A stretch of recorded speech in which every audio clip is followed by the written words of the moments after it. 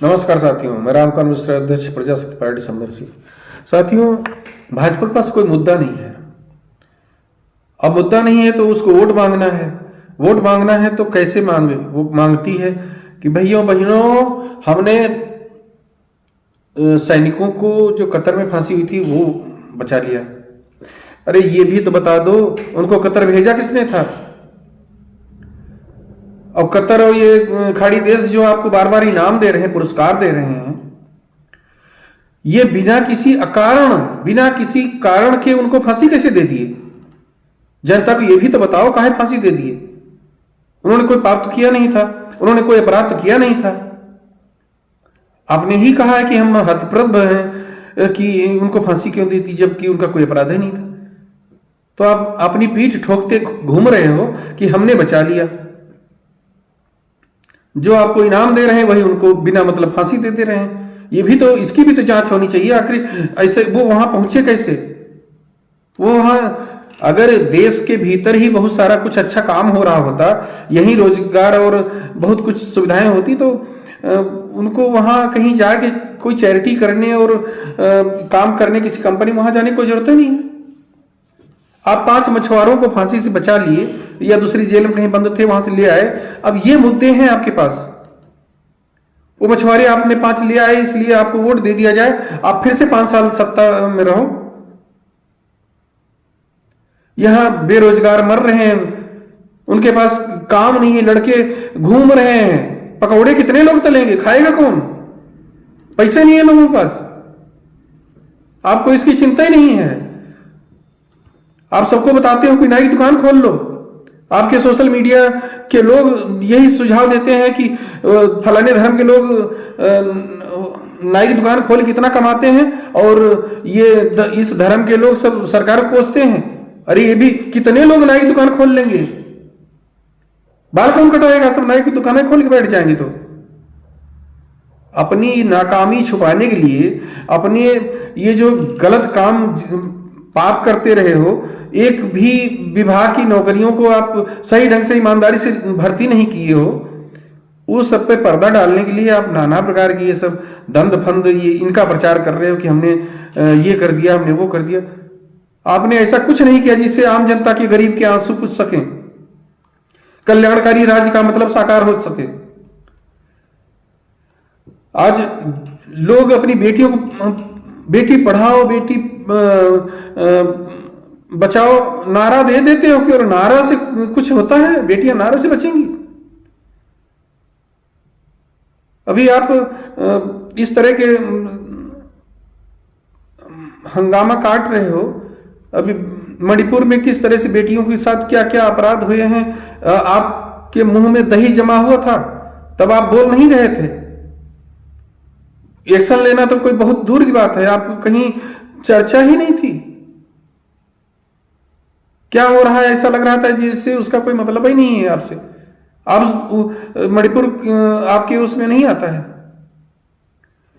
इतना भयानक, कोई निकृष्ट, महानिकृष्ट व्यक्ति भी अगर सत्ता में होता, वो भी इस तरह से पल्ला नहीं छाड़ता। और मणिपुर से जैसे आपने झाड़ा था, वो भी उसी अपराधों के बीच में मुख्यमंत्री को हटाता और कोई नया तेज तर्रार व्यक्ति को वहां नियुक्त करता, जो ईमानदारी से बिना किसी धर्म भेदभाव के कंट्रोल करता।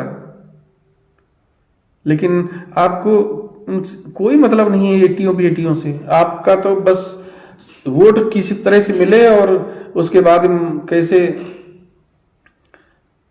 आप सत्ता में आते रहें बार बार, बस यही आपका उद्देश्य है।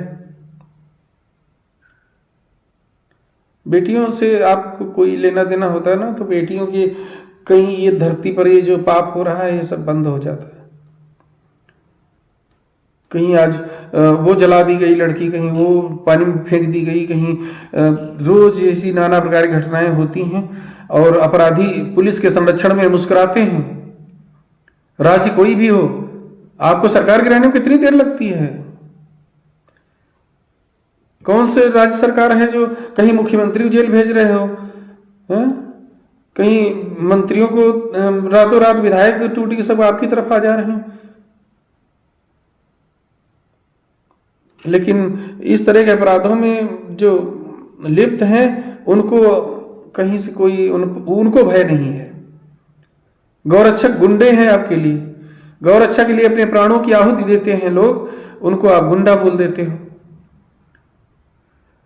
संत महात्मा रो रहे हैं, वो बेचारे आपसे अनुरोध कर रहे हैं कि 10 साल से आप प्रचंड बहुमत से सत्ता में हो, एक विश्वा चरागाह कहीं नहीं खाली करवाए कि गाय वहां चर सके। भूख से मर रही खेतों में लोग और रात रात जाग रहे हैं। अगर चरागाह छूट जाते, चरवाहे भर्ती हो जाते तो गाय मरती नहीं, खत्म नहीं होती, गरीबों के बच्चों को भी दूध पीने को मिल सकता था, तो वही गाय उनके लिए उपयोगी हो जाती और चरवाहे की नौकरी पा जाते वो, तो गोबर भी इकट्ठा होता, उससे मीथेन गैस निकलती, प्लांट बनते गांव गांव में जिसमें सैकड़ों लोग नौकरी पा जाते, रिफिल होते से ये गैस आपको बाहर से एलपीजी नहीं मंगानी पड़ती, वही सिलेंडर भर के शहरों में बिकने चले जाते, गांव के लोगों को रोजगार मिल जाता। लेकिन आपको इससे रोजगार मिल जाता कि नहीं मिल जाता इससे कोई लेना देना नहीं। नेडा एक विभाग बना है यहाँ यूपी में, देख लीजिए आप, हर जिले में कम से कम करोड़ों रुपए वेतन उन अधिकारियों कर्मचारियों को मिलता है, एक एक जिले में। काम 1 रुपए का नहीं करते हैं, 1 रुपए काम नहीं करते। उनसे क्या मतलब है कहां पर वो सोलर पैनल लगेगा? पैनल तो समाज कल्याण वही लगा देगा, ये तो वीडियो लगा देगा पैनल जहां लगना होगा। उनका जो असली काम था वो गोबर गैस प्लांट लगाने का, वो तो उन्होंने उनको एक भी नहीं लगाया। हम तो आरटीआई सूचना मांगे तो पूरे सब ऐसे गायब हैं, कई साल से कहीं कुछ नहीं हो रहा है, और कागजों पर पैसा निकाल खा जा रहे हैं, इधर उधर बांट दे रहे हैं फर्जी, ये सब चल रहा है। अगर गांव गांव में गोबर गैस का एक ही बड़ा प्लांट लगा देते तो पूरे गांव में सप्लाई हो जाती गैस की। ये जो सड़कें बन रही हैं गांव में, गांव की ही हम बात करते हैं, और जो आपने द्वारका एक्सप्रेस पे 250 करोड़ 1 किलोमीटर का निकाला, वो तो जो कुछ लूटा है वो तो अलग बात है। सीएजी ने भी उस पर आपत्ति उठाई। गांव की जो सड़कें बनती है 1 किलोमीटर 100 लाख से ऊपर निकलता है, और उसमें 10 लाख भी नहीं लगता है। अगर 10 लाख ईमानदारी से 15 लाख लगा दिया जाए तो 100 साल सड़क चलेगी। आपने उसकी अवधि केवल 5 साल रखी है, 5 साल बाद फिर पैसा निकलेगा। और अगर ईमानदारी से उसको आधा कर दिया जाए, 100 लाख के बजाय 50 लाख कर दिया जाए किलोमीटर का, तो 50 लाख जो बचेगा उससे बेटियों की शादी में कोई गरीब अमीर किसी की बेटी नहीं बचेगी जिसको शादी में पैसा न मिल जाए। 2.5 3 लाख रुपया मिल जाएगा। मुश्किल से 15-20 बेटियां ज्यादा से ज्यादा पूरी ग्राम सभा में होती है 1 साल में शादी के लिए, और सबको 2.5 लाख रुपया दे दिया जाए तो वो 85 लाख होगा। लेकिन आपको इससे उनके कल्याण से कोई मतलब नहीं है। बेटी पढ़ाओ बेटी बचाओ, बस ये नारा आपने दे दिया। उन बेटियों को माँ बाप बोझ न समझें। हम देखते हैं गरीब लोग अपनी कहीं 1 बीघा खेत है उसी में लिप्टिस लगाए हैं, वो लिप्टिस भी बेचते हैं, वो खेत गिरवी रखते हैं अपनी बिटिया की शादी करने के लिए, और फिर भी बिटिया की शादी ढंग से नहीं हो पाती है। और इधर ये लूट मचाए हैं आप।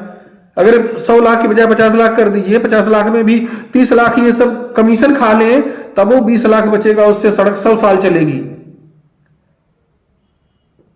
और कोई ऐसी ग्राम सभा नहीं है जहां 2-4 किलोमीटर 10 किलोमीटर हर साल बना डालते हो कागजों पर, भले धरातल पे कुछ न बनता हो। इस तरह से पैसे बंदर बांट और लूट चल रही है, आम जनता तक कुछ नहीं पहुंच रहा है। गरीब और गरीब होता जा रहा है, मरता जा रहा है, कोई कल्याणकारी कार्य नहीं हो रहा है।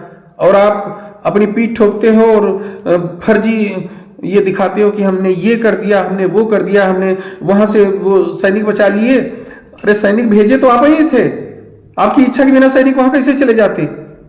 और बिना किसी अपराध के उनको फांसी की सजा दे दिए। वो देश दे रहे हैं जो आपको बार बार इनाम देते हैं, आपके इतने खास हैं, वो आपके सैनिकों को फांसी कैसे दे दी, ये आपको बताने की जरूरत है।